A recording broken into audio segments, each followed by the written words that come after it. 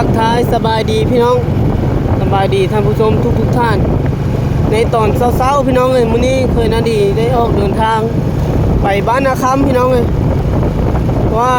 จะไปยอเสาช่วยนาสาวก็คือน้องเมียเนาะเพิ่นไปเอาผัวอยู่บ้านนาคำมื้อนี้เป็นมื้องามยามดีมื้อยอเสาตั้งสร้างบ้านเพิ่นแม่เฒ่าให้เคยนาดีไปช่วยเบี้ยงโดยการไปย่อเสาแล้วก็ตั้งเสาเฮือนนั่นแหละ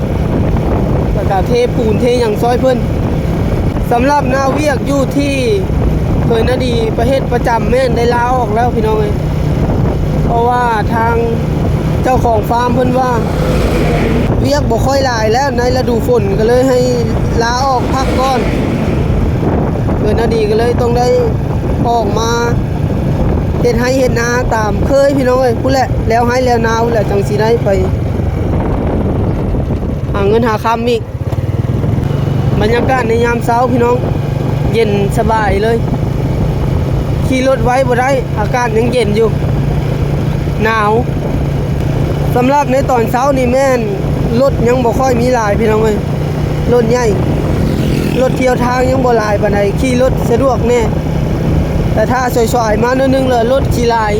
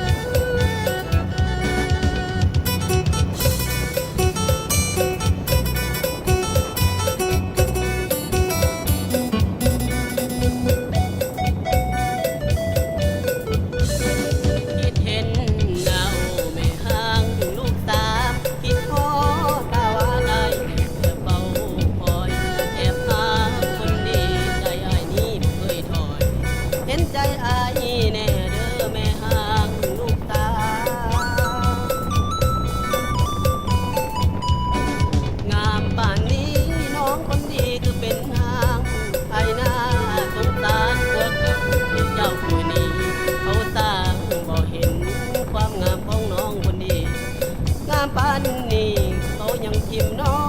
งไป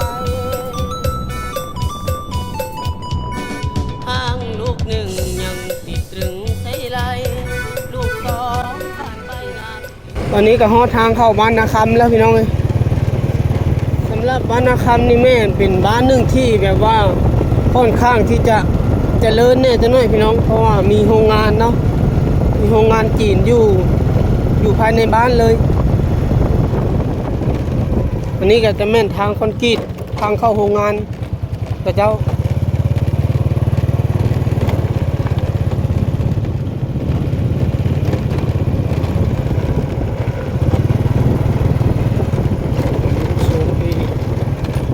เฮ้ยทางไหนเนาะลืมเลยแม่บอกทางนี้บอกตรงนี้แหละถ้าจื้อบ่ผิดแม่นแหละทางเข้าโรงงานแล้วมาทางพิษแล้วพี่น้องเอ้ยหลงทางแล้วเจ้าของเฮือนเพิ่นพี่น้องผมไปก่อนแล้วพอดีเพิ่นมาแต่หาซื้อน้ำมันที่บอกเลยน่าดีหลงทางเลย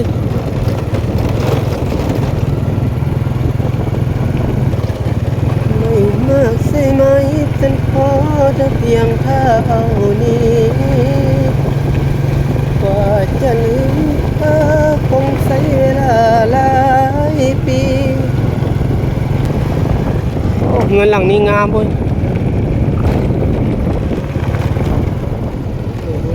ตอนนี้ก็มาฮอดแล้วกำลังว่าสิตั้งเสาโอ้โห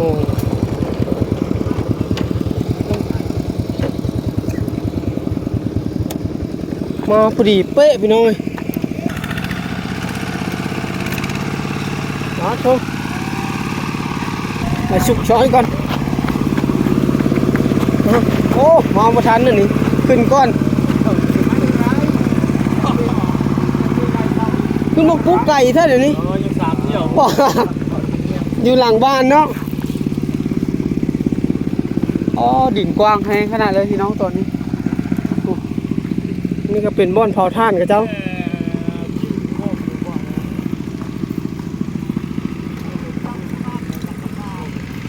โอ้โหอลังการเลยสอนดินเพิ่นกว้างแห้งขนาดเลยพี่น้อง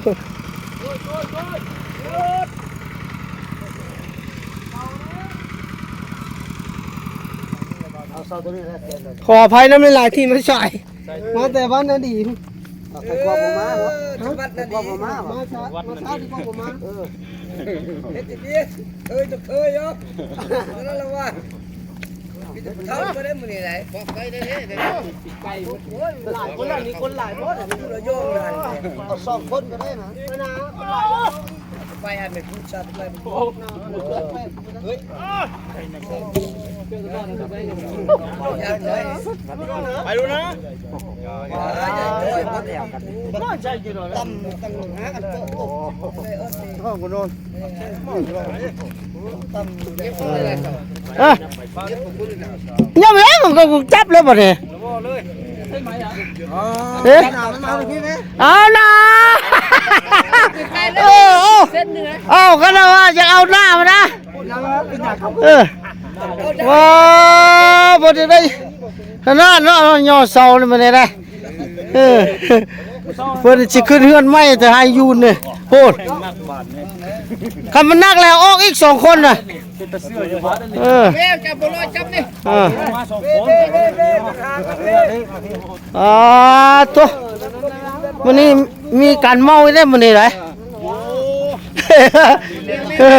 มีเวียกเฮ็ดแล้วบาดนี่โอ้แมวเพิ่นยังสิขึ้นกินกลางป่าแล้วนี่นะไอ้ตัวแมวคักหลายยัดต้องฝุ่นดูลงอีกเบาได้คือให้เบาครับเบาแล้วมันนับได้เสาไอ้ออกได้เข่านักตีนมันเข้าอีกออกกันไปด้วยออกมาเจ้ายังเงี้ยงงันอยู่เว้ยเศร้าละปะแมวยึดเลยได้นะเอาออกสุดทางแมวนี่ป้าเขาจับเอามือบังคับแมวนี่กันมือสำนานแต่เบิ่งเดียวได้เนาะอันนี้เพิ่นเอาแมวบอกแมวค้ำนี่นะแมว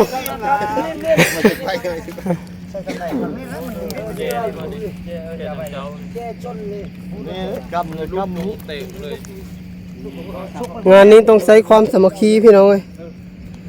คนต้องหลายถึงจะแพ้มันเสานักหน้า18เนาะพอจังนะเลี้ยงตายในควายได้ตั้ง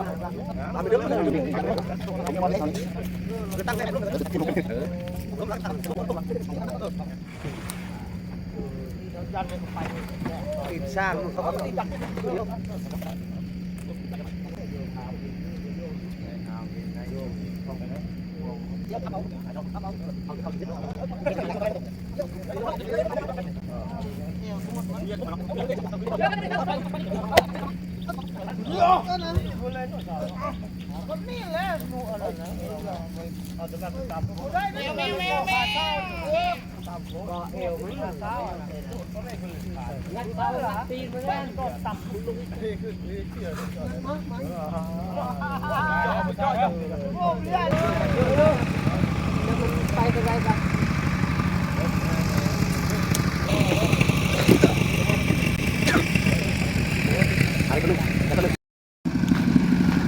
เดี๋ยวเขาจะไปโจมเสาขึ้นรถซ้อยกับเจ้า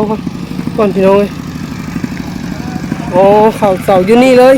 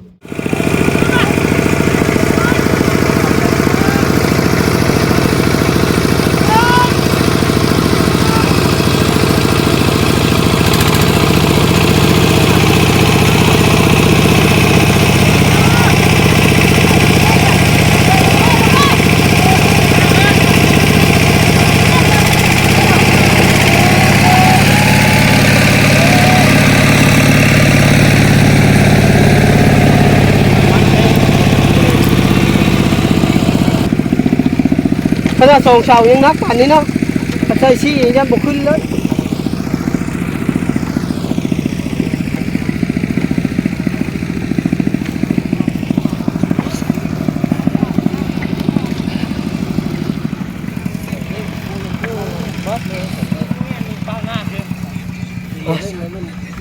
ได้แล้วครึ่งนึงพี่น้องยังอีกครึ่งนึง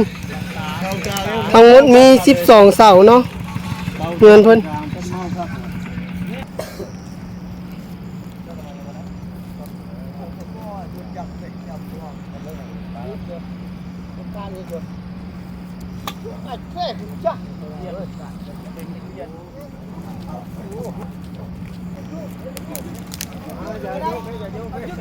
แม่มันมีคือเมาเนี่ยโอ้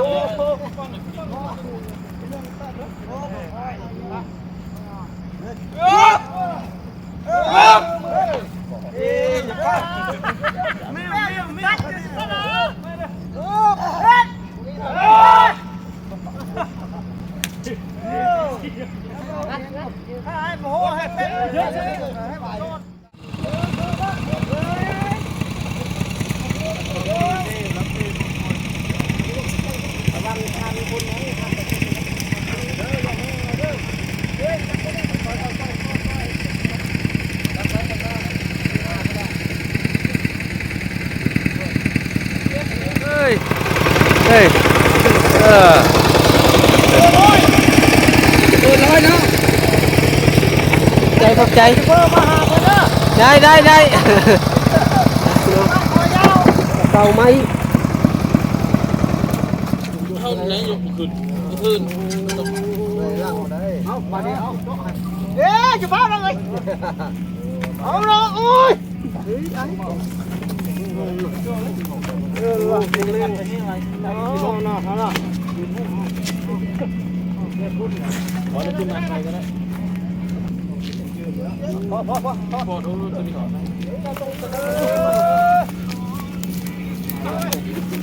ถ้าพูดแล้วไปยองบ้านเลยตัวบ้านเลยเอาแล้วการใหญ่นี่การใหญ่เลยบังเตี้ยเสือนะวะโอ้ไม่ได้เกียร์2เกียร์3ยัน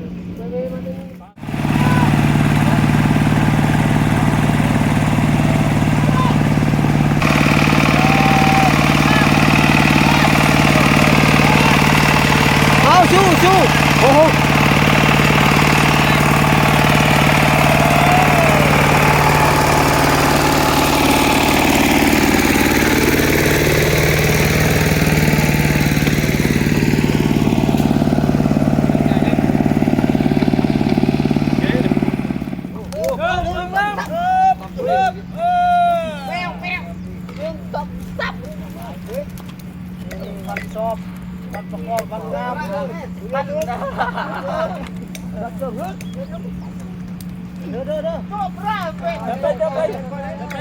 กูดเนอะ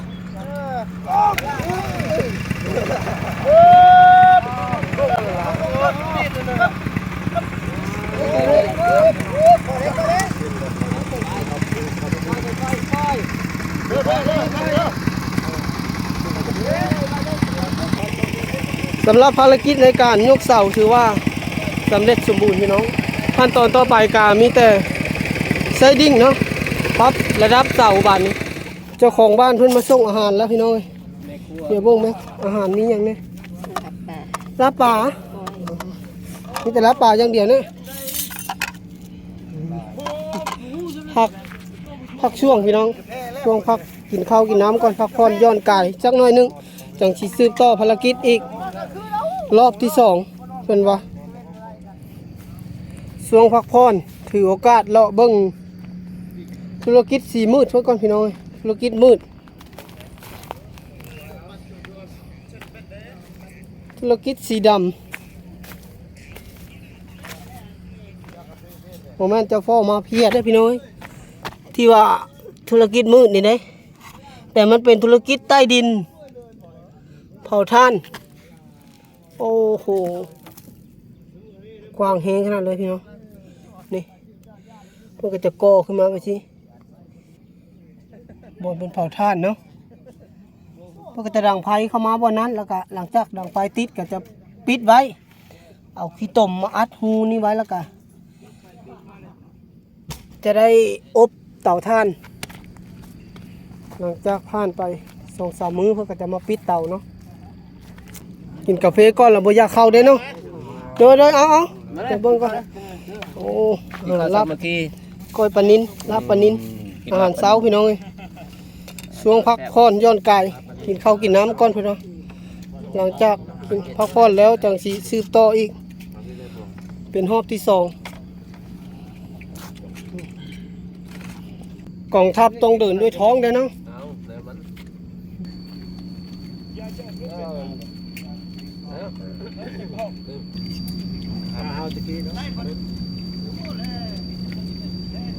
เคยกินแต่กับนมกับนมติดกับพี่เราไม่เคยกิน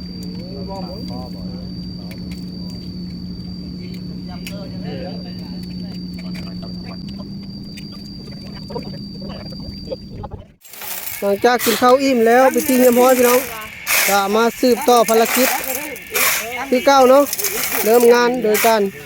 เริ่มผสมปูนก่อนเดี๋ยวกันคู่จะทำตักเจ้าคู่ก็จะตักแน่ไปขึ้นคนเดินนี่น้ำเลยเล่นรถเห็นđấy người đấy khác này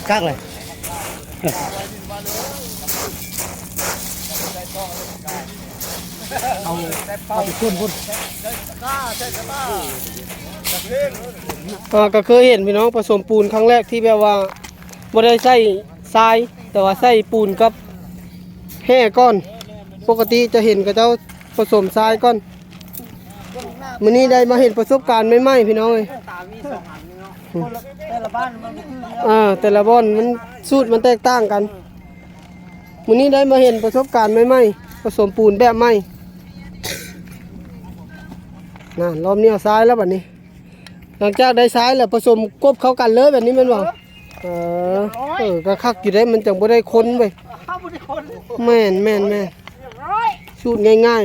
ๆแต่ได้ผลดีพี่น้องเอ้ยจับหาล้อแบ่งเป็น2แผนกพี่น้องแผนก1ผสมปูนแผนกที่2แม่นจับระดับเสา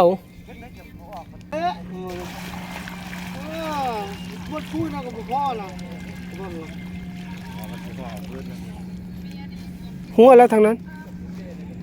มันซึมไว้ยี่แล้วทางพื้นเป็นแห่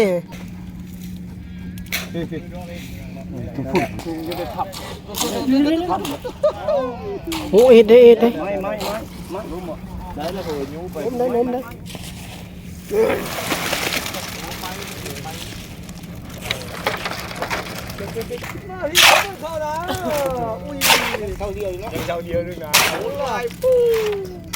ตั้งดีๆครับบ่เป็นเราออกไปเราสิไปตั้งเลยเอาทำไว้มันยังลบออกอยู่ได้เมาโรงงานจีนพี่น้องใหญ่อลังการเลย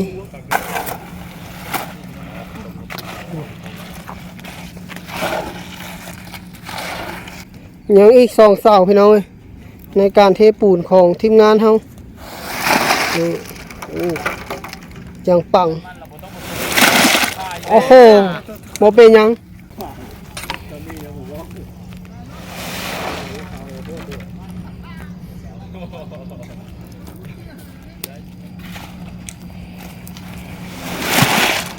ย่อม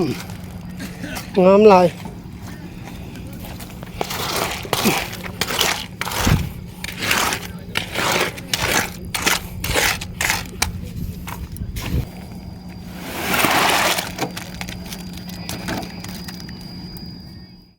สุดท้ายก็สำเร็จพี่น้องในการตั้งเสาสามัคคีคือพลังหมู่แพ้หลายคนเฮ็ดหยังกระท่าหลายคนสามัคคีกันทุกอย่าง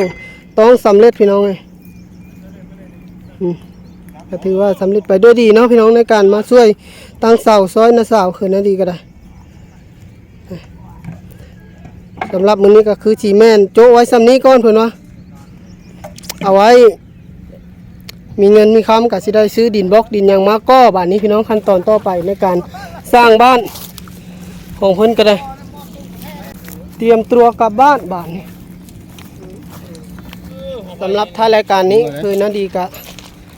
จะได้ขอจบคลิปไว้ซ้ำนี้ก่อนเนาะพี่น้องเนาะเอาไว้ติดตามได้ใน EP หน้าพี่น้องสำหรับ EP นี้ขอกล่าวคำว่าสวัสดีสบายดีพี่น้อง